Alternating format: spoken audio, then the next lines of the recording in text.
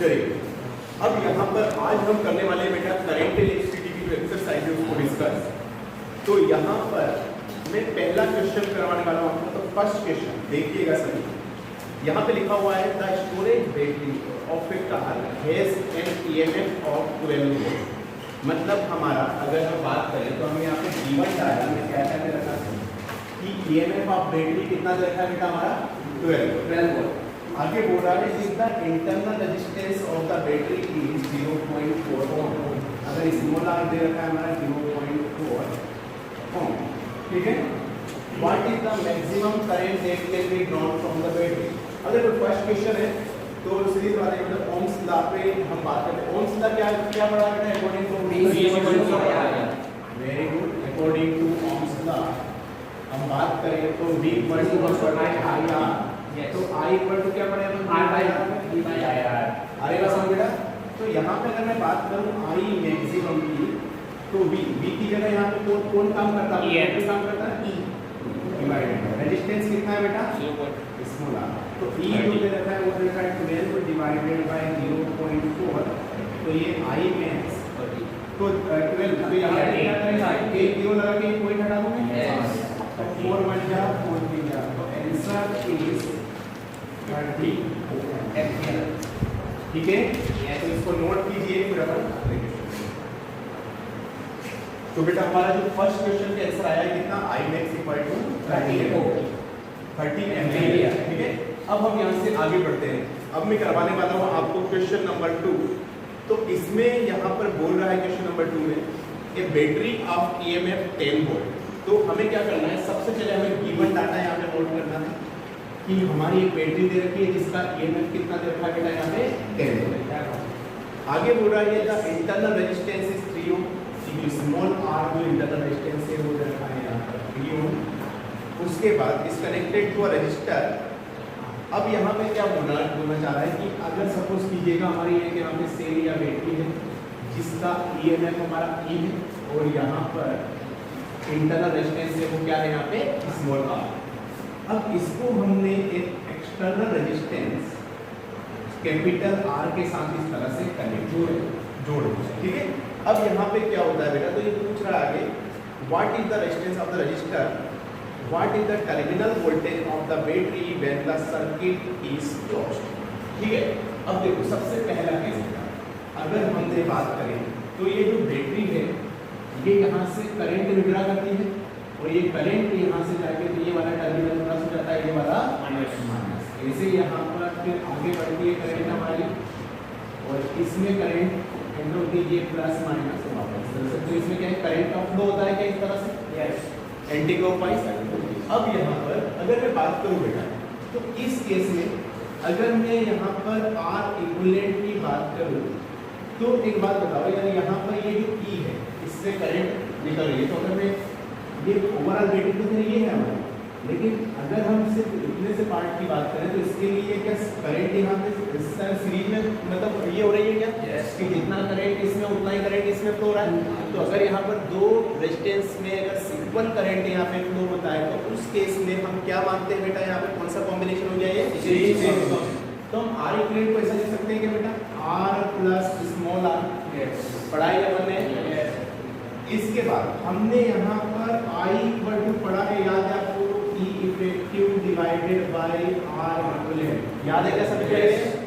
इसके बाद अगर मैं बात करूँ यहाँ पे करंट I की तो ये E इफेक्टिव यहाँ पे इकलौती बैटरी है तो E हो गया, ये हो जाएगा R plus R small r। ठीक है, यहाँ तक का सीरीज। अब देखो बेटा I की वैल्यू कितना दे रखा है आपको पता होगा 0.5। E की वैल्यू कितना दे रखा है डिवाइडेड बाय R की वैल्यू में निकालना है। यस, पिछला वाला 3 ओम 0 पे रखिए। यस, इसको इधर ले जाएं तो 0.5 R plus 3 is equal to 10। Clear है बेटा? 0.5 का अंदर मल्टीप्लाई कीजिए तो 0.5 R प्लस 0.5 मल्टीप्लाई 1.5 हो जाएगा क्या 10। 1.5 को इधर ले गए तो ये प्लस का इधर आके माइनस हो जाएगा। यस, तो 0.5 R is equal to minus 1.5। तो यहाँ से अपना 0.5 R इज इक्वल टू हो जाएगा 8.5। R is equal to 8.5, इसको मैं डाउन साइड ले जाऊँ 0.5 पॉइंट से 5 बन जाए 5 से 7, तो क्या 70 ओम आ गया सर? यस। अरे बात समझ में? उसके बाद अब देखो यहाँ पे क्या सीन बोल रहा है, अगला जो पार्ट है ये बोल रहा है कि भैया हमें बैटरी के इस दोनों टर्मिनल के बीच में हमें वोल्टेज फाइंड आउट करना है। ये बोल रहा है। चाहे तो आप इसे दो तरीके से कर सकते हैं। पहला तरीका तो ये कि जो भी इस रेजिस्टेंस के दोनों टर्मिनल के बीच में जितना वोल्टेज होगा वो इस पूरी बैटरी के साथ होगा, क्योंकि ये पूरी बैटरी के साथ ये वाला रेजिस्टेंस कैसा जुड़ा हुआ है? पैरेलल कॉम्बिनेशन में, वो ऊपर वाली ब्रांच में नीचे वाली पैरेलल में। तो चाहे तो इस वाला रेजिस्टेंस से निकाल सकते हैं, लेकिन मैंने एक और शायद आप V = चार्जिंग का एक कांसेप्ट पढ़ाया था, मैंने आपको याद होगा मेरे ख्याल से V = E माइनस IR। याद है सभी को? तो V is equal to E कितना दे रखा है बेटा? 10 माइनस I 0.5 स्मॉल r 10 और यहाँ पे ये 3 है, 8.8 दे रखा है, तो यहाँ पे वोल्टेज आ जाएगा अपना 8. इसको ऐसे करते हैं तो 10 माइनस ये कितना 1.5, तो वोल्टेज आ जाएगा अपना 8.5। तो यहाँ से अपने इस क्वेश्चन में दो आंसर आए, मतलब दो क्वेश्चन थे एक्चुअल में। तो एक तो हमसे पूछा था एक्सटर्नल रेजिस्टेंस, इसकी वैल्यू कितनी है हमारी 78 ओम, और यहाँ पे एक पूछा था कि दो बैटरी के दोनों टर्मिनल्स के बीच का वोल्टेज और उसकी वैल्यू क्या है 8.5। ठीक है, चलिए तो इसको नोट कीजिए। चलिए बेटा, तो अब हम बढ़ते हैं क्वेश्चन नंबर 3 की ओर। अब क्वेश्चन नंबर 3 में ये बोल रहा है कि 3 resistors 1 ohm 2 ohm and 3 ohm are combined in series। हमने इन्हें कॉम्बाइन कर दिया है दो पॉइंट के बीच में, तो ये इसी कॉम्बिनेशन को हम बोलते हैं सीरीज कॉम्बिनेशन। ठीक है, what is the total resistance of the combination? ठीक है, अगर हम बात करें सीरीज की तो हम जानते हैं इन सीरीज कॉम्बिनेशन जो हमारा रेजिस्टेंस होता है वो आपस में यहाँ पे जुड़ जाता है क्या बेटा? तो R इक्वल हो जाएगा R1 plus R2 plus R3, इस तरह से आप देखते हैं। तो यहाँ से हमारा R इक्विवेलेंट हो जाता है, वो हो जाता है 1 ओम दे रखा है, दूसरा 2 एंड तीसरा 3, 1 प्लस 2 प्लस 3, तो ये हो जाएगा 6 ओम। तो R इक्विवेलेंट आ गया। तो ये यहाँ पे first part of the third question complete हुआ। सेकेंड पार्ट में इन्हें बोला है कि if the combination is connected to a battery of EMF 12 volt, mean जो भी कॉम्बिनेशन इसको अपन ने 2 वोल्ट की किसी बैटरी से यहाँ पर कनेक्ट करने का है। तो आगे बोलना है इनका कि and negligible inter resistance obtain the potential drop across each resistance. तो हमें ईच रेजिस्टेंस का पोटेंशियल ड्रॉप निकालना है। अगर इसको मैं यहाँ पे V1 मान लेता हूँ, इनका वोल्टेज तो V2 मान लेता हूँ, इनका मान लेता हूँ, तो यही अपने को V1 V2 एंड V3 को फाइंड आउट करना है। अच्छा एक बात बताइए, सबसे पहले तो क्या इस सर्किट में मैं करंट की बात करूं तो सपोज करो कि यहाँ से I करंट विड्रॉ हो रही है। ठीक है, हम ओम्स लॉ में क्या पढ़ते हैं बेटा? हमने पढ़ा है ओम्स लॉ में कि I इक्वल टू क्या होता है, लेकिन यहाँ पे पूरे सर्किट की बात है तो यहाँ पे R इक्वल RE वोल्टेज कितना दे रखा है बेटा? यहाँ पे 12 वोल्ट डिवाइडेड बाय टोटल कितना हो गया 6। तो यहाँ से I 12/6 is 2 एम्पियर। याद रखा सीन क्लियर है? तो हमारा यहाँ से 2 एम्पियर आ गया। अब यहाँ पर हमने क्या करना, करंट इसमें 2 एम्पियर जा रहा है, तो ये 2 एम्पियर करंट। अच्छा, अब सभी में 2 एम्पियर जाएगा क्या? सीरीज में जुड़ा है तो करंट क्या रहेगा? सेम रहेगा बेटा। चलिए, तो पहले अगर मैं बात करूँ वोल्टेज की, तो यहाँ से मैं ऊपर यहाँ पे लगा रहा हूँ। तो यहाँ पर मैं बात करूँ V1 इक्वल टू क्या लिख सकते हैं? I into R1 इसको क्या है ना, यहाँ पे इसका मतलब V1 है, इसका रेजिस्टेंस कितना है? R1 मतलब 1, और करंट कितना दे रखा है? 12। तो डायरेक्ट लिख रहा हूँ मैं V1 इक्वल टू 2 मल्टीप्लाई 1, तो ये कितना हो जाएगा बेटा? 2 वोल्ट। अच्छा V2 पे भी इक्वल टू I यार अपन ओम्स लॉ यूज कर लेते हैं यहाँ पे। तो यहाँ पे I कितना जा रहा है बेटा? इसमें सेकंड वाले में भी 2 एम्पियर जा रहा है क्या? इससे जुड़ा है तो इसका रेजिस्टेंस कितना है? 2 कितना हो गया? 4 वोल्ट। थर्ड वाले का भी इसमें भी करंट कितना जा रहा है? 2 एम्पियर, और यहाँ पे इसका रेजिस्टेंस। तो हमारे जो आंसर आ गए वो ये आ गए कि पहले पार्ट का तो आ गया हमारा 6 ओम, एंड द सेकंड पार्ट का जो यहाँ पर 2 volt 4 volt and 6 volt. Clear है ये? तो ये होता है हमारा क्वेश्चन नंबर 30। चलिए बेटा, अब हम करते हैं क्वेश्चन नंबर 4। क्वेश्चन नंबर 4 में इन्होंने बोला है 3 registers 2 ohm, 4 ohm and 5 ohm, 2 ohm, 4 ohm and 5 ohm are combined in parallel। इनको हमने पैरेलल कॉम्बिनेशन के फॉर्मेट में हमने अरेंज कर दिया। हमने आगे बोल रहे हैं कि what is the total resistance of the combination. तो फोर्थ क्वेश्चन का अगर मैं बात करूं, पहला ए ऑप्शन, तो पहला ए वाला पार्ट, तो हमने अच्छा पैरेलल कॉम्बिनेशन में क्या पढ़ा है बेटा, 1 by r equal equal to 1 by r1 plus 1 by r2 plus 1 by r3, ऐसे कुछ पढ़ा है। इन रेजिस्टेंस को इस तरह समझ सकते हैं। तो 1 by r equal to 1 by r1 कितना दे रखा है बेटा यहाँ पे 2, r2 कितना दे रखा है यहाँ पे 4 एंड r3 दे रखा है 5। 1 by r इक्वल यहाँ पे अच्छा कौन सी चीजें जो हम यहाँ पे एलसीएम ले सकते हैं, 20 को हम एलसीएम ले सकते हैं क्या? 20 को अगर हम एलसीएम लेते तो एलसीएम लेने का सीधा सा मतलब होता है कि 20 से डिवाइड किया और 20 से हमने मल्टीप्लाई किया। आगे बात समझिए, एलसीएम लेने का क्या मतलब होता है, 20 से डिवाइड किया और 20 से ही मल्टीप्लाई किया।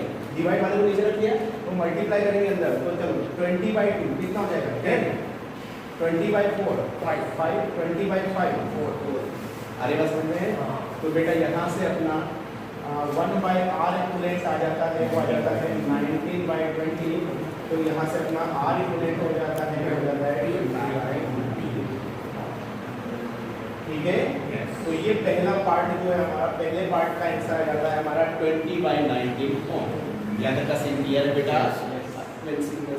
तो अब यहाँ पर सेकंड पार्ट हम यहीं पे इसका कर लेते हैं। सेकंड पार्ट हम बोलते हैं मान लो बी पार्ट। तो ये बी पार्ट में क्या बोल रहा है भैया, let's see if the combination is connected to a battery of EMF 20 volt. हमने 20 वोल्ट की बैटरी के साथ एक कॉम्बिनेशन को यहाँ पे अरेंज किया है। एंड नेग्लिजिबल इंटरनल रेजिस्टेंस, कोई इंटरनल रेजिस्टेंस नहीं है इसका, determine the current through each resistance and total current drawn from the battery. अब देखो इसमें कितना करंट जा रहा है, इसमें इस सपोज करो ऊपर वाले पार्ट में I1 जा रहा है, इस वाले में I2 और इस वाले में I3, और टोटल करंट है वो क्या है I1। हमने पढ़ा है बेटा कि I should be equal to क्या होता है, बताओ जरा, I1 plus I2 plus I3। मतलब यहाँ से करंट हमारी I गई और यहाँ पे इसके तीन रास्ते में दोनों में इसके क्या किया, अलग अलग डिस्ट्रीब्यूशन हो गया, ऊपर वाले में I1 नीचे वाले में I2 इसके भी I3। याद है कैसे क्लियर है बेटा। अच्छा एक बात बताओ, अगर पैरेलल कॉम्बिनेशन होता है तो हमने पढ़ा है कि 4, अगर मैं बात करूं 4 पैरेलल, हमारा जो V होता है वो क्या कॉमन होता है क्या बेटा समझिए। अरे बस समझ, अब इसका कोई रेजिस्टेंस तो जुड़ा हुआ नहीं है यहाँ पे, तो इसका मतलब ये हुआ कि जितना वोल्टेज इसका होगा उतना ही इसका होगा, उतना ही इसका होगा, और इनके साथ एक पैरेलल में जुड़ा हुआ तो इसका भी उतना ही वोल्टेज होगा। अच्छा इसका कितना दर्जा है 20, तो 20 वोल्ट इसका हो जाना चाहिए। चलिए तो अगर इसमें मैं बात करूं I1 की, तो I1 कितना बेटा B by R बनाना चाहिए क्या, तो यहाँ पे B by D कितना दे रखा है 20, R1 की वैल्यू कितनी रखी है 2, कितना एम्पीयर 10। अरे बस समझिए, तो हमारा यहाँ से I1 तो आ गया 10 एम्पीयर, I2 कितना आना चाहिए बताओ जरा, B by R2 5, 20 by 4 कितना आ गया बेटा ये 5 एम्पीयर, तो I2 आ गया हमारा 5 एम्पीयर। ऐसे what's about I3, V by ये किसका लॉ है, ओम्स लॉ बड़ा है वाले, तो 20 by 5 ये कितना हो गया 4 एम्पीयर, तो I3 जो आ गया वो हो गया हमारा 4 एम्पीयर। ये क्लियर है बेटा। और हम जानते हैं I टोटल I की बात करें तो I नेट कितना हो गया यहाँ पे, I नेट हम जानते हैं I नेट या total I equal to I1 plus I2 plus I3, तो यहाँ पे I नेट जो आ जाएगा वो आ जाएगा डायरेक्ट जोड़ लेंगे वो 10 प्लस 5 प्लस 4 कितना 99 एम्पीयर। तो हमारा जो I नेट आ गया, टोटल I जो आ गया वो आ गया हमारा 19 एम्पीयर। तो ये जो था हमारा नंबर 4 का पार्ट भी, इसका आंसर है 19 एम्पीयर। ठीक है, चलिए तो इसको नोट कीजिए, फिर हम आगे बढ़ते हैं।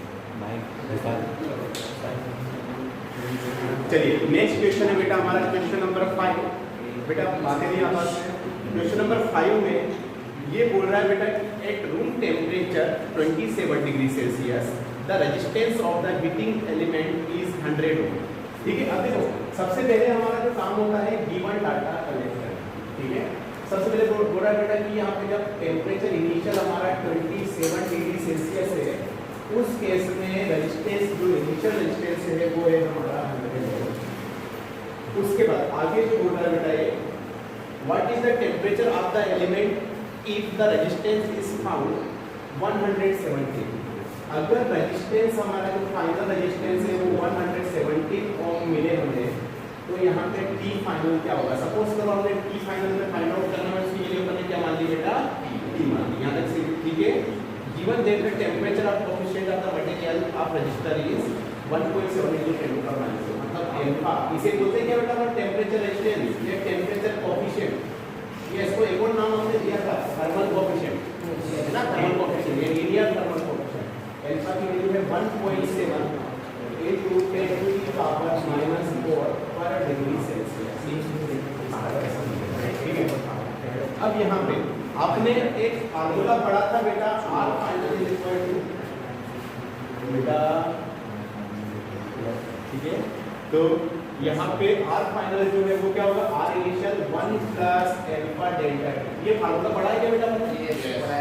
उसके बाद R final is equal to R initial 1 plus alpha delta T की जगह मैं T final minus T initial कर रहा हूँ, ठीक है। अब यहाँ पे हम वैल्यू पुट करते हैं क्या होता है? R फाइनल की वैल्यू कितना दे रखा है बच्चा? यहाँ पे 117 is equal to R initial की जगह क्या दे रखा है हमारा 1 प्लस अल्फा की value 1.7 into 10 to the power minus 4, है ना?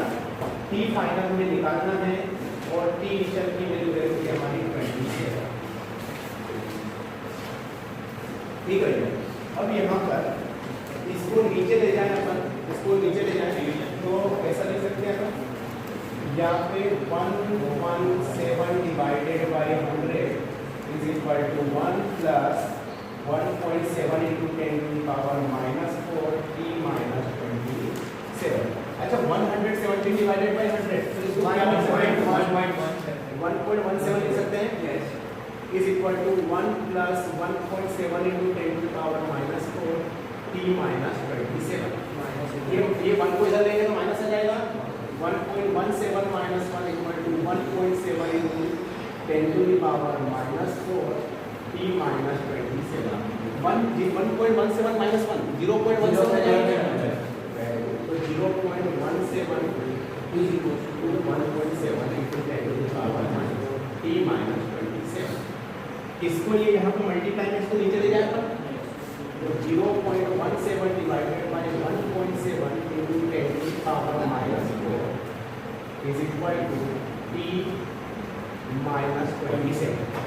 अच्छा 0.1 से ये 10 to minus 4 को जब ऊपर ले जाएंगे 10 to the power plus 4 हो जाएगा, तो 0.17 multiply 10 to the power plus 4 divided by 1.7 is equal to t minus 27।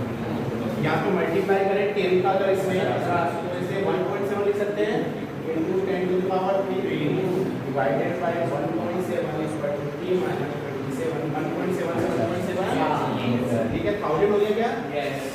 1000 equal to t minus 27। तो हमारा 27 इधर गया तो माइनस है तो क्या हो गया?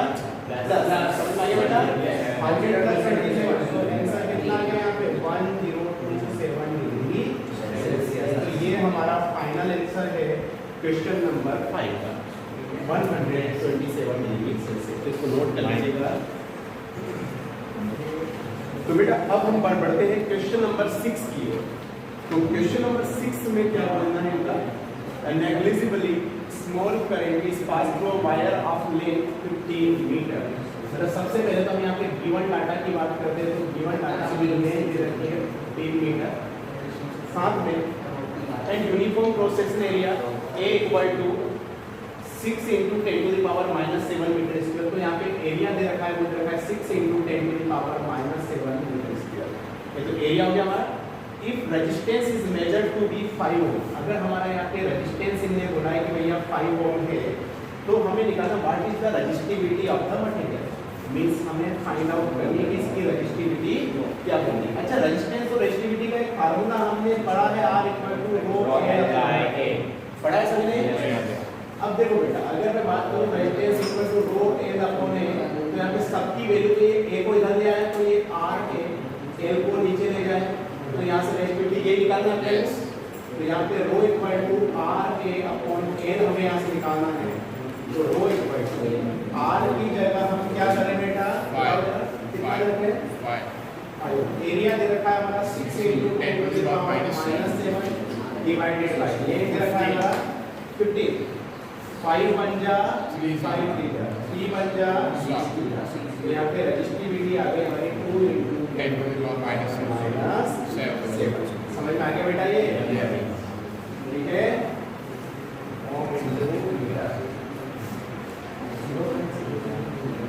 तो ये है हमारा क्वेश्चन नंबर 6 का आंसर 2 × 10⁻⁷ तो इसको नोट कर लीजिएगा। चलिए बेटा, क्वेश्चन नंबर 7 आपको बाइसेप्ट करना है। इसमें क्या गिवन है मैं आपको एक्सप्लेन कर देता हूँ। वैसे इसमें अपने को बेटा रेजिस्टेंस गिवन है, इनिशियल टेम्परेचर गिवन है, फाइनल रेजिस्टेंस गिवन और फाइनल टेम्परेचर गिवन है। याद है आपको? तो इसमें कौन सा फार्मूला यूज होगा अपना, R final equal to R initial 1 plus alpha delta T, और यहाँ से आपको अल्फा की वैल्यू निकालनी है। और याद रखें ये जो आपका आंसर इससे करीब मैच करना चाहिए कि अल्फा इक्वल टू आएगा हमारा 4 × 10⁻³ 4 × 10⁻³ ठीक है। तो इससे मैच करना चाहिए। तो आपको बाइसेप्ट करना है, वही फार्मूला अप्लाई करना है जो हमने जस्ट प्रीवियस प्रॉब्लम में किया है क्वेश्चन नंबर 5 में, ठीक है। अब मैं क्वेश्चन नंबर 8 आपको कराता हूँ।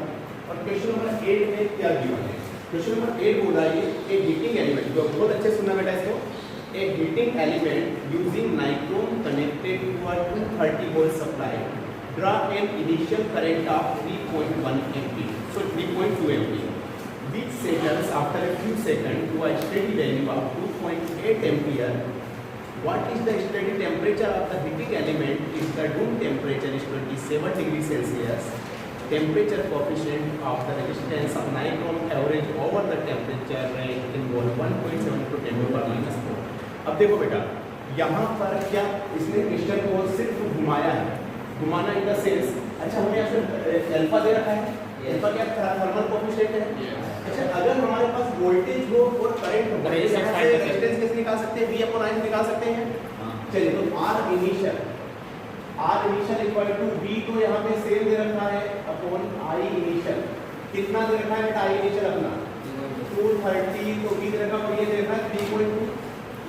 आ रही बात समझ में? अभी कुछ भी आप कैंसिल वगैरह नहीं करेंगे, ना ही कोई फाइंड आउट करने की कोशिश करेंगे, ये सब ऑटोमेटिक एक दूसरे से कैंसिल आउट हो जाएंगे।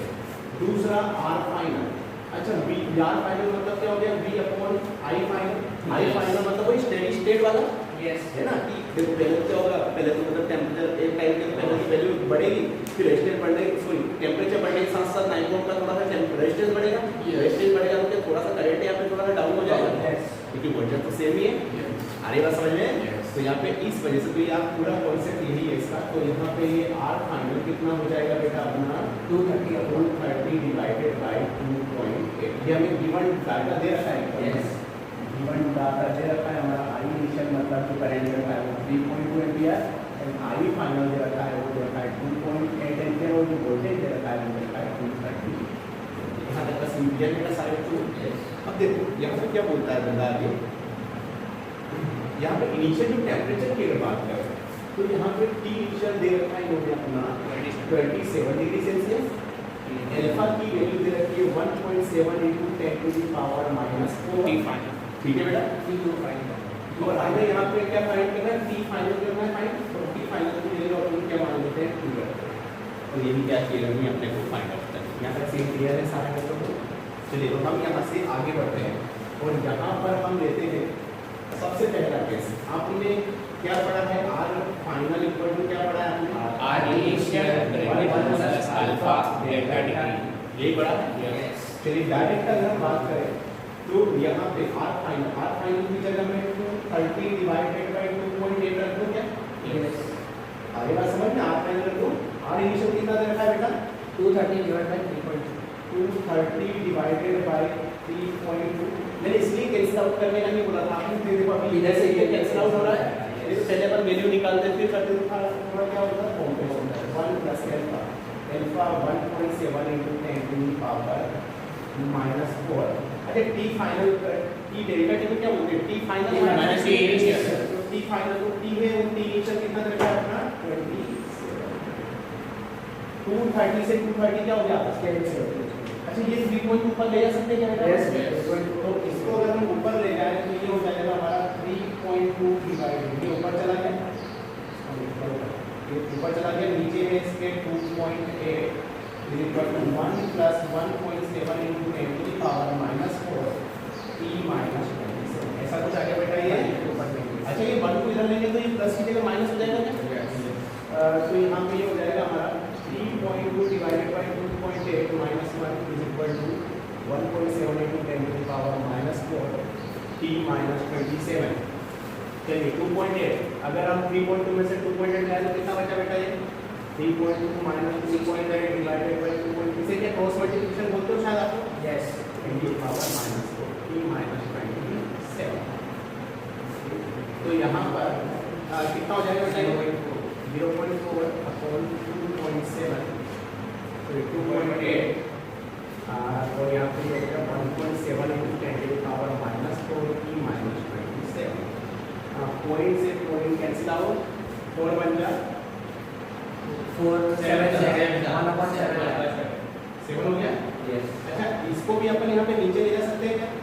तो 1.7 इंटू 10 टू द पावर -4 को नीचे ले लिया, ऊपर ये t माइनस 27। ऐसे कुछ चल रहा है बेटा अपना? तो यहाँ से ये 10 टू द पावर -4 को ऊपर ले जाए तो क्या हो जाएगा? 10 टू द पावर प्लस का 4 आ रहेगा समझ में? अब यहाँ से इस 7 into 1.7 7 into 1.7 तो कैसे करते हैं? 7 7 जा 49 4 अपना ड्यू बचा 7 1 जा 7 और 7 प्लस जो कितना 4 कितना होता है? 11 11.9 समथिंग आ जाएगा is equal to t minus 27। अच्छा 11.9 को अपन अप्रोक्सीमेटली 12 में लिख लेंगे है ना? कैलकुलेशन को थोड़ा सा अच्छा इसको अपन यहाँ पे 10 टू द पावर 4 को हम यहाँ पे 100 इंटू 10 टू द पावर 2 लिख सकते हैं डिवाइडेड बाय 11.9 को अप्रोक्सीमेटली हम मान रहे हैं यहाँ पे t माइनस 27 कितना हो जाएगा? बताओ जरा 8 जा 12 8 जा 96 है ना? 100 माइनस 96 4 तो कितना 8 3 जा वापस 4 बचे और वापस क्या हो गया 8.33 into 10 to the power 2 is equal to t minus 27। चलो इसको मैं थोड़ा सा हटा देता हूँ कैलकुलेशन। चलिए तो यहाँ पर कितना 8.33 अच्छा मल्टीप्लाई करें तो क्या 833 के है ना? 833 is equal to t minus 27 को इधर ले जाए 833 प्लस 27 इक्वल टू t तो t इक्वल टू 7 प्लस 3 860 होगा 336 860 डिग्री सेल्सियस। मेरी बात समझ में आ गई? तो क्वेश्चन नंबर 8 का जो फाइनल आंसर है वो क्या है हमारा 860 डिग्री सेल्सियस। तो यहाँ तक क्लियर है बेटा सारे बच्चों को? चलिए इसको नोट कर लीजिएगा। तो अब हम यहाँ पर बात करेंगे क्वेश्चन नंबर 9। इसमें बोला determine the current in each branch of the network shown in the figure. ये हमारा एक कोई भी सर्किट दे रखा है, इसको बेटा बहुत अच्छे समझना है कि कोई को इसे हम किरचॉफ वोल्टेज लॉ से सोल्व करने वाले हैं। वोल्टेज लॉ से यहाँ पर 10 वोल्ट की बैटरी लगी है और यहाँ से ये यहाँ पे इस पूरे सर्किट का जो पेरेंट एलिमेंट है वो एक बैटरी है। ये यहाँ से क्या करेगी? करंट पास करेगी प्लस माइनस इस तरह से। तो ये करंट ही सारे सर्किट में घूम फिर के वापस यहाँ से आ जाएगी और हमें यहाँ पे हर ब्रांच में कितना करंट हुआ है ये हमने निकालना बिल्कुल सिस्टमैटिक वे में यहाँ कैसे दिया है। चलिए तो अब यहाँ से हम इसको सोल्व करते हैं। तो देखिएगा बहुत अच्छे से इसको समझिएगा। सपोज करो बेटा कि यहाँ से हमारा इस वाले बैटरी ने आई करंट यहाँ से विड्रॉ किया, मतलब आई करंट यहाँ से बाहर निकला, प्लस माइनस करते जाएंगे। याद है मैंने बताया था आपको ये आई करंट इसमें है। अच्छा आई करंट में से अगर सपोज कीजिए कि I1 करंट इसमें चला गया, आ रही बात समझ में? तो यहाँ से I1 करंट इसमें चला गया तो इसमें पहुँचने वाला करंट कितना? I माइनस I1 होगा। ये बात समझ में? कितना होगा इसमें? I minus I1 plus minus पढ़ाया था मैंने किरचॉफ वोल्टेज लॉ में इस तरह से पढ़ा। ठीक है बच्चा। उसके बाद यहाँ से I1 जा रहा है, ये यहाँ पहुँचा, I1 में से इसने क्या किया कि I2 करंट इस वाली ब्रांच को इससे सपोज कीजिए सप्लाई कर दिया। आएगा समझ में? I2 करंट इस वाली ब्रांच को दे दिया, तो I1 यहाँ पे था, तो इसमें जाने वाला करंट क्या I1 माइनस I2 हो गया। आएगा समझ में? बेटा I2 ऊपर से आ रहा है, इसमें से I माइनस I1 आ रहा है, दोनों मिलके इस वाली ब्रांच में इंडक्शन ला पता है सबको? Yes. I2 इधर से इनकमिंग करंट इक्वल टू ये इक्वल टू ये क्या हो जाएगी I minus I1 plus I2, ये हो जाएगी क्या यहाँ पे?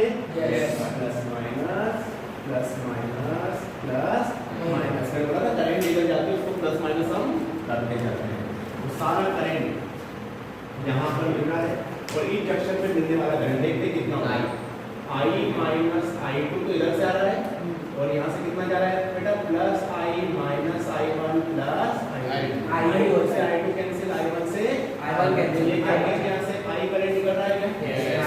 ये बात समझ में आ गई? तो चाहे मैं इसको हटा दूँ ये मैंने टोटल अपना अगर सम करके वापस करें, आ रही बात समझ में बेटा? कोई मसला यहाँ तक? तो अब यहाँ पर क्या करते हैं A B C D हमने इस तरह से नाम दिया है ये पूरा सर्किट। अब यहाँ पर किरचॉफ लॉ लगा रहे हैं। पहले तो करंट डिस्ट्रीब्यूशन में कोई किसी को मसला नहीं है, ये देखने की कितनी विड्रॉ की करंट I ऊपर I1 गया तो इसमें कितना गया I माइनस I1 जा रहा है यहाँ से, उसने I2 इसको दे दिया तो यहाँ पे बचा कितना I1 में से I1 माइनस I2 इधर से आ रहा है I माइनस I1, दोनों को ऐड करेंगे तो I minus I1 plus I2 से दोनों मिलके वापस ऊपर से I minus I1 I1 minus I2 आ रहा है, I minus I1 minus plus I2 आ रहा है, तो दोनों मिलाकर वापस कर देगा I। अब यहाँ पे हमें क्या लगा देना किरचॉफ्स वोल्टेज। आगे बात समझ में? तो पहले हम करेंगे अप्लाई किरचॉफ्स वोल्टेज लॉ, ठीक है? अब यहाँ पे किरचॉफ्स वोल्टेज जो हम किस तरह से हम यहाँ पे अप्लाई करेंगे वो मैं आपको बता रहा हूँ। आप जो भी आपकी मर्जी पड़े आप उस लूप को आप ले सकते हो और वहाँ पे आप इसको बना सकते हो। जैसे मान लो मैं ये वाला लूप ले रहा हूँ, मैं ये वाला लूप ले रहा हूँ, ठीक है? अब यहाँ पे क्लॉकवाइज चलो, आप चाहे तो एंटी क्लॉकवाइज में चलेंगे तो भी कोई मसला नहीं आएगा। चलिए मैं इसको ले लेता हूँ, तो कितना हो जाएगा बताओ? मैं A से B पे जा रहा हूँ, A से B पे सबसे कौन दिख रहा है मुझे यहाँ पे? रेजिस्टेंस प्लस से माइनस जाएंगे तो क्या होगा बताओ जरा? यहाँ पे मैं बात कर रहा हूँ लूप A B D मैं इस वाले लूप की बात कर रहा हूँ A B D A loop A B D में अगर मैं बात करूँ यहाँ से A से चलते हैं प्लस से माइनस पे जब किया माइनस होगा कि प्लस? माइनस। रेजिस्टेंस कितना दे रखा है बेटा? 10। करंट कितना है? समझ आ गया? B पे पहुंच गया बेटा, B से D पर प्लस से माइनस क्या लेगा? माइनस। रेजिस्टेंस कितना है? 5। करंट कितना है? 92। क्लियर? D से A पर बताओ जरा, प्लस से माइनस से प्लस पे प्लस हो जाएगा प्लस, यहाँ पे कितना बेटा? 5 और यहाँ पे ये जो करंट है वो है I minus I1 is equal to वापस अपना D A पे पहुंच गए क्या? ये भी क्या है डिस्प्लेसमेंट है कि जहां से हमने शुरू किया था वहीं पे वापस हम पहुंच गए तो टोटल डिस्प्लेसमेंट 0। अरे बस तो कोई वाला सीन नहीं। अब यहां से कौन सी चीज हम कॉमन ले सकते हैं? कॉमन ले सकते हैं क्या? ताकि थोड़ा और भी आसान हो। माइनस 2I1 हां माइनस I2 से कोई मसला नहीं, जैसे वही वाली बात हो जाएगी सर। माइनस यहां पे I2 प्लस I कॉमन हो गया तो I minus I1 is equal to क्या हो गया? ये पूरा जो 5 हमने यहाँ से कॉमन लिया है इसको मैं इधर ले लूँ? Yes sir 0। अब यहाँ से हमारा जो एक्सप्रेशन आया है वो क्या आ जाएगा? Minus 2I1 minus I2 plus I is equal to 0। तो पहले मैं I को लिख रहा हूँ I, ये अच्छा माइनस 2I1 और I1 ये minus 3I1 minus I2 is equal to 0। इससे हम इक्वेशन नंबर फर्स्ट हो जाते हैं। यहाँ तक का सीन क्लियर बेटा सारे बच्चों को? यस। अब यहाँ पर लूप की बात कर रहे हैं, ये वाला आप एंटी क्लॉकवाइज चलो, आप एंटी क्लॉकवाइज चलेंगे तो भी कोई मसला नहीं होगा, किधर भी जा सकते। अब मैं यहाँ पे अप्लाई KVL इन लूप, क्या नाम देते हैं इसको अपन? BCD आ रही बात समझ में? Yes. हम इस वाले लूप में हम चलते हैं। चलिए भैया डी से आप ही लोग मुझे बताइए प्लस से माइनस में गया Minus. Minus I I minus I minus I C से माइनस से प्लस में गया ना plus 10 I minus I1 plus ठीक है माइनस से प्लस में गए तो I is equal to कितना हो जाएगा यहाँ से जाएगा 5 ये मैं अंदर यहाँ से 5 को ले लिए माइनस को अंदर मल्टीप्लाई कर दूं क्या मैं आई बात समझ गए हाँ। माइनस को मैंने अंदर मल्टीप्लाई कर दिया बच्चा तो ये हो जाएगा Minus I1 plus I2 plus यहाँ पे 10 में 5 को ले लिए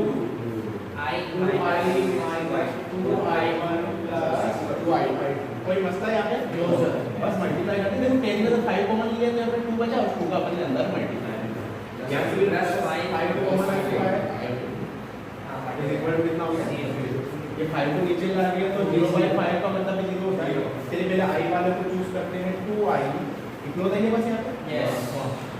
I 2i minus 3I अब i1 वाले को -3i1 and i1 समझ में आ गया बेटा I2 I2 plus 2i 4I2 4i2 हो गया क्या ये? Yes. Plus 4i2 is equal to कितना हो जाएगा? जी मेरे क्लियर है? Yes. इसे इक्वेशन नंबर क्या दे दिया अपन 2 कोई यहाँ पे देखो कोई कैलकुलेशन दूसरे को नहीं की अपन ने d से दिए गए प्लस माइनस प्लस से minus minus 5 i1 minus i2 बिल्कुल सही माइनस से प्लस पे गए तो plus 10 i minus i1 plus i2 बिल्कुल सही माइनस से प्लस पे गए तो प्लस 5i2 लिया अपन ने 10 कॉमन ले लिया 5 कॉमन ले लिया यहाँ पे माइनस का मल्टीप्लाई किया तो माइनस i1 प्लस i2 2 का मल्टीप्लाई 2i1 2i2 और यहाँ पे i2 मैं एक बार क्रॉस चेक इसलिए कर रहा हूँ क्योंकि एक भी अगर प्लस माइनस का थोड़ा सा मसला होता है तो पूरा इक्वेशन हाँ पूरा बन जाता है और कुछ नहीं है तो यहाँ पे i देखा अपन ने 2i लग लिया भैया minus 2i1 i1 minus I2 Yes. कोई मसला नहीं ठीक है अब मैं क्या करता हूँ बेटा ये काम करते हैं इनको भी नाम देते हैं डी इसे मान लो अपन यहाँ पे x y मान सकते हैं या फिर d मान लीजिए e और f जो भी आता है अपने हिसाब से अपन मान सकते हैं अब मैं ये जो बड़ा सा लूप ले लेता हूँ ये बड़ा सा ये पूरा लूप ले लेता हूँ मैं ठीक समझ में आ गया बेटा Yes. ये भी तो लूप है यहाँ से मेरे घूम फिर के वापस सही पे आ जाए आप कहीं नीचे वाला भी ले सकते हो कोई मसला नहीं ठीक है क्योंकि हमारे पास ओवरऑल कितने वेरिएबल दिए बेटा 3 वेरिएबल तो 3 वेरिएबल को सोल्व करने के लिए हमारे पास कितनी इक्वेशन होना चाहिए ठीक है अब यहाँ पे मैं करता हूँ अप्लाई KVL इन इक्वेशन या इन लूप कौन सा लेता हूँ मैं बेटा मतलब suppose A C F C A ठीक है मैं यहाँ से लेता हूँ A B C F E A मतलब ये बड़ा है यहाँ से अपन घूम के पूरा यहाँ से घूम करके वापस से भरा जाए बात समझ में आ गई बेटा चलिए तो यहाँ पे आप भी लोग मुझे बताएंगे A से शुरू करेंगे अपन प्लस से माइनस माइनस 10 I1 ठीक है इसके बाद minus 5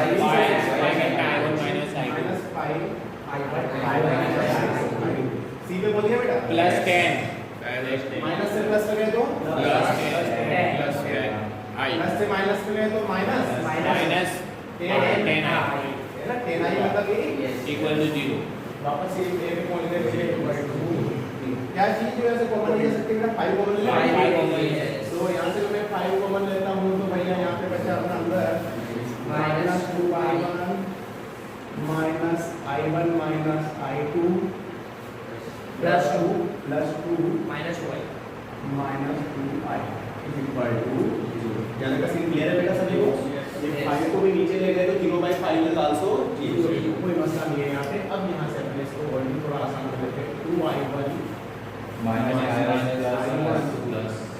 plus i2 plus 2 minus 2i2 ठीक है पहले मैं यहाँ पे 2i का ले लेता हूँ तो ये कितना हो जाएगा बेटा minus 2i is equal to कितना हो गया भैया माइनस प्लस i2 ठीक है सारी चीजें क्लियर हो गई यहाँ पे और प्लस क्लियर है बेटा? अब चाहे तो इस वाले माइनस वाले को मैं उधर इक्वल टू जीरो, इस टू को इधर रखो, बाकी सबको उधर दे देते हैं, माइनस वाला उधर जाएगा, क्या हो जाएगा? प्लस वाला हो जाएगा क्या? ये भी माइनस वाला उधर जाके क्या हो जाएगा? प्लस वाला। और ये i2 उधर जाके क्या हो जाएगा? प्लस है तो माइनस हो जाएगा, और इधर इक्वल क्या बच जाएगा? 2। ये बात समझ में क्या आ रही है? इसको इक्वेशन नंबर दे देते हैं हम। अब हमारा जो टारगेट है वो ऑलमोस्ट क्या हो गया? कंप्लीट हो गया। अब हमारे पास यहाँ पे तीन इक्वेशन बनी है, i minus 3i1 minus i2 equal to 0, 2i1 minus 3i1 plus जो भी 4i2 equal to 0। यानी क्लियर है बेटा? और तीसरी मतलब ये। अब हमें तीनों इक्वेशन को सोल्व करना है, तो पहले तो आप इसको नोट कीजिएगा, फिर अपन इस पे तीनों इक्वेशन को सोल्व करेंगे, ठीक है? अब यहाँ पे बेटा हमने तीन इक्वेशन यहाँ से निकाली है, इक्वेशन नंबर 1, 2 एंड 3। अब इन तीनों इक्वेशन में देखा जाए तो हमारे पास तीन वेरिएबल है, i1 एंड i2, ठीक है? तीन वेरिएबल है, और इन तीनों को सोल्व करने के लिए हमें तीन इक्वेशन, आपको पता होगा कि अगर दो वेरिएबल होते तो हमें दो इक्वेशन चाहिए होती है, सिर्फ तीन वेरिएबल है तो हमें कितने इक्वेशन चाहिए होती है? तीन इक्वेशन।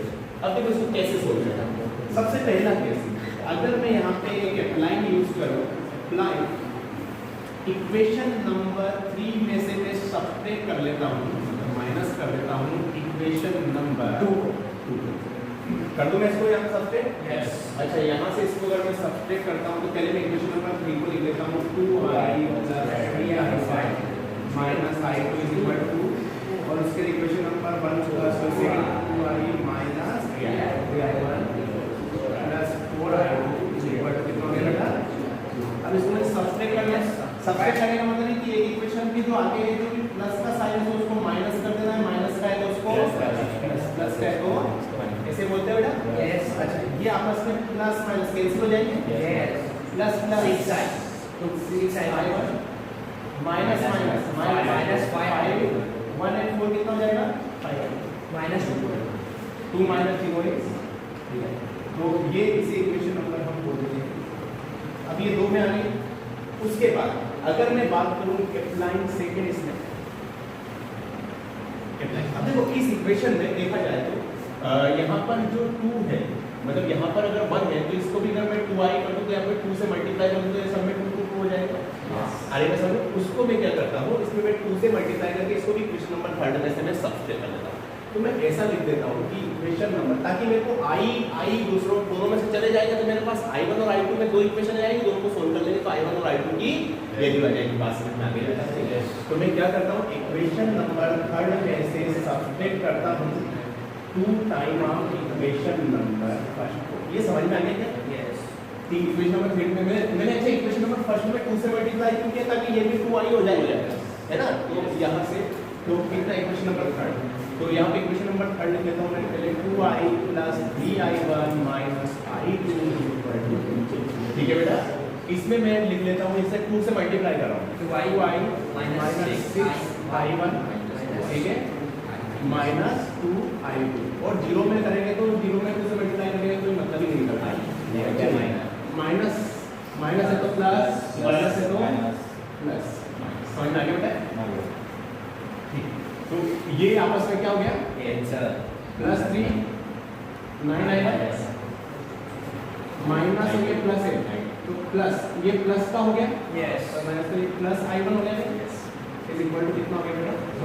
प्लस i2, और ये इक्वल टू कितना हो गया? 2। इसे इक्वेशन नंबर क्या देते हैं?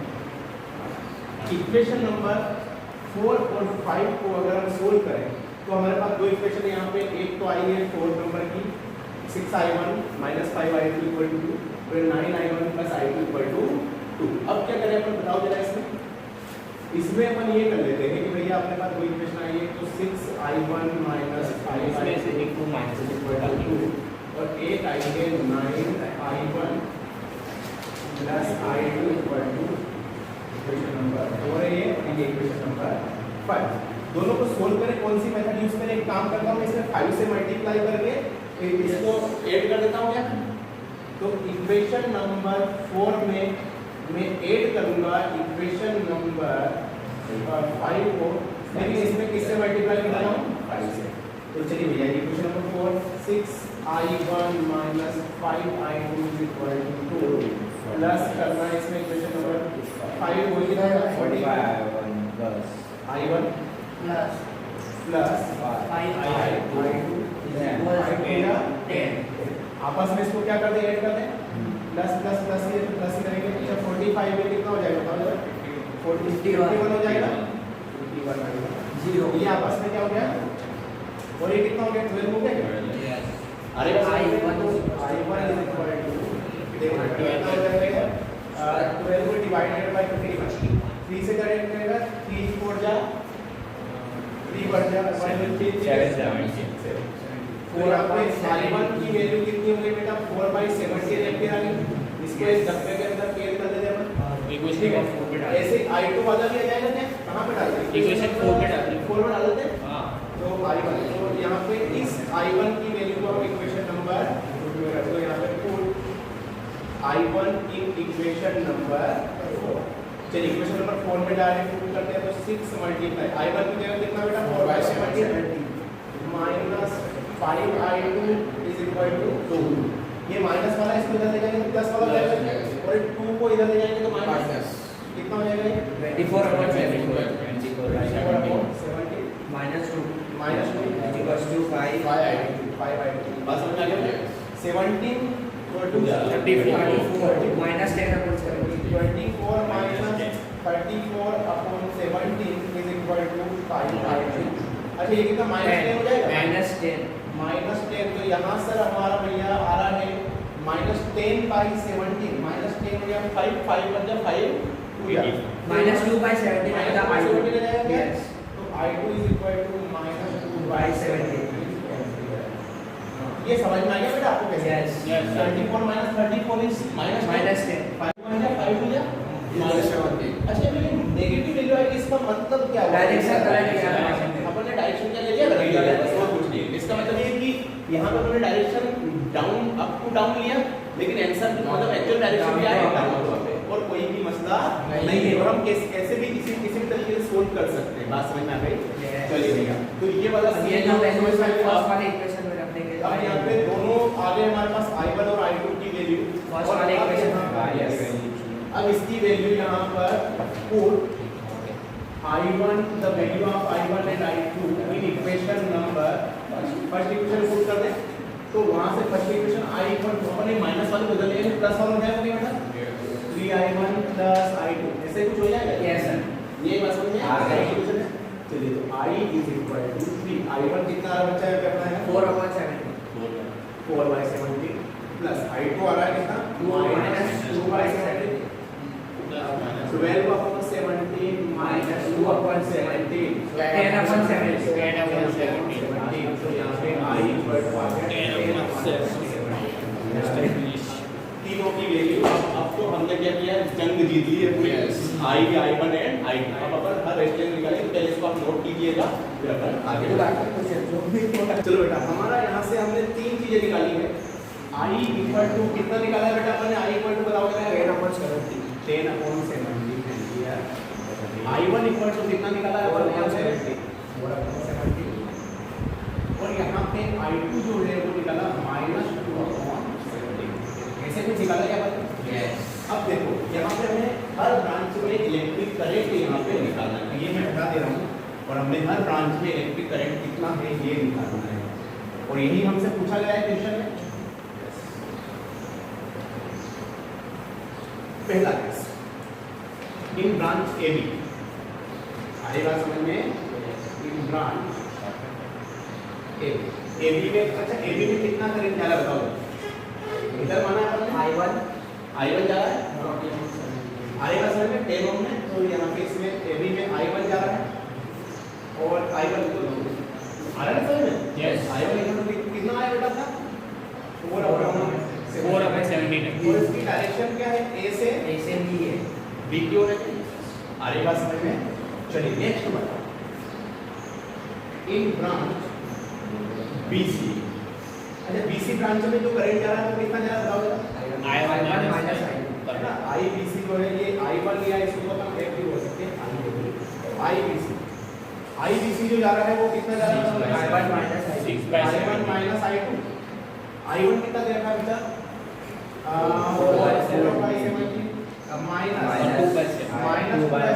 माइनस क्या होगा प्लस, तो 4 + 6/17 हो गया Yes.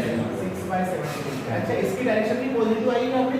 Yes. मतलब इसका मतलब अपने डायरेक्शन लिए वो सही लिया है Correct. करेक्ट लिया है, ठीक है। तो यहाँ पे डी से कहाँ की ओर होगी डायरेक्शन? सी की ओर। समझ में आ गया बेटा? उसके बाद दो ब्रांचेस निकाल लिए हमने, तो और भी देखते हैं। अब बात करते हैं सी डी या डी सी जो भी है। इन ब्रांच में ब्रांच इसलिए लिख रहा हूँ तो यहाँ पे वैसे हर रेजिस्टेंस कवर हो जाएगा।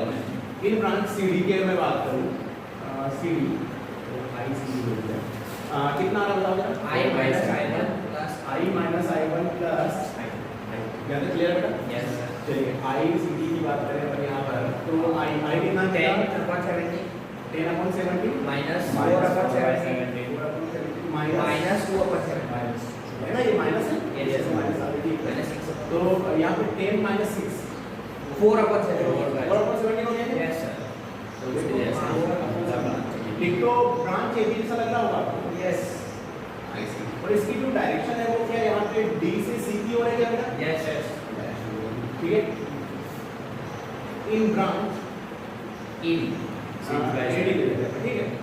Six I by seven. AD चलो भैया इसमें बताओ Six I by minus I minus I1 very good I minus I one तो ये 10 माइनस 17 माइनस 4/17 ये भी क्या 6/17 आ रहा है? yes देखो ये ब्रांच ये भी कहीं ना कहीं मैच कर रहा है इससे। yes Yes. Opposite तो by ten. ये अपना कहाँ से कहाँ चले बच्चा? ए से तब तो पहले फिक्स्ड बिल लगा नहीं लगेगा. Resistance होना उसके बाद चाहिए. चलिए और कोई ब्रांच हम बात करें BD. इसके बाद इधर BD. 2 minus 2 आई बी डी ये ब्रांच है इन ब्रांच बी डी तो आई बी डी आप मुझे बताओ भैया आई 2 minus 7 by 7. आई minus और इसमें माइनस 2/17 आ रहा है। yes अगर इसका नेगेटिव मतलब मतलब नेगेटिव का मतलब ये हो रहा है कि भैया Not इसकी there. डायरेक्शन ऊपर से नीचे की ओर नहीं है, नीचे से ऊपर की ओर। तो यहाँ पे डायरेक्शन क्या होगी? नेगेटिव है, इसका मतलब कि डी से कहाँ होगा? ऊपर डी की ओर। बात समझ में आ रही है? तो आई जो यहाँ पे बी डी है इसकी जो वैल्यू तो अपनी 2/17 होगी से इसका नेगेटिव आएगा समझ में? लेकिन इसकी डायरेक्शन कहाँ रहेगी? डी से बी की ओर। आ रही बात समझ में? तो ये वाला सारा हो गया क्या बना? EF का. यहाँ पे ये सेकेंड थर्ड फोर्थ EF बाकी है. और ये लास्ट वाला यहाँ पे फाइव। इसमें चलिए, फ्लेक्शनल रेजिस्टेंस है This ना? one 10 by 7. वो 6 हो एक्सटर्नल ब्रांच जो है 10 by 7. एक्सटर्नल ब्रांच में क्या क्या हो रहा है बताओ बताओ बेटा? I. आई क्या है इसमें? तो आई जो है यहाँ Ten by पे seven. आई जो है अपना ऑलरेडी कितना रखा है यहाँ पे? 10 by 7. 10 by 70 10 by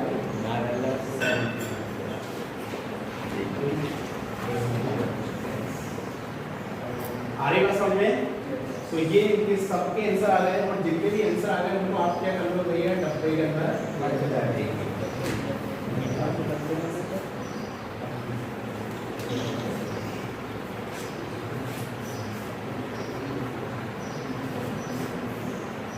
तो ये था भैया किरचॉफ्स वोल्टेज लॉ का काफी बड़ा क्वेश्चन है, ठीक है? तो चलिए इसको नोट कर लीजिए।